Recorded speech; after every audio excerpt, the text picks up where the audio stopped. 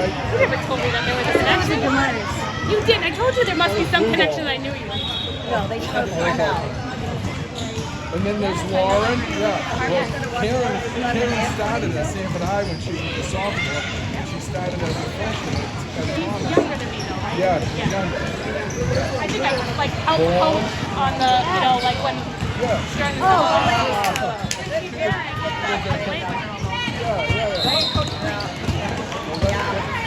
That's Martha.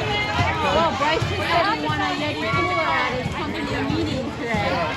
He wanted a Yeti. Yeah, I said we still work at the St. Thomas. Yeah. Oh yeah, my kids look. Yeah, so that's my brother.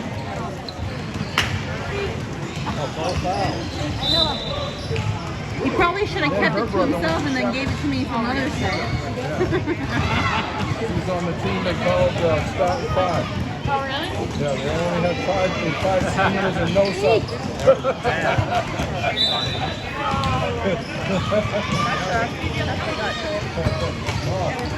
Turn around.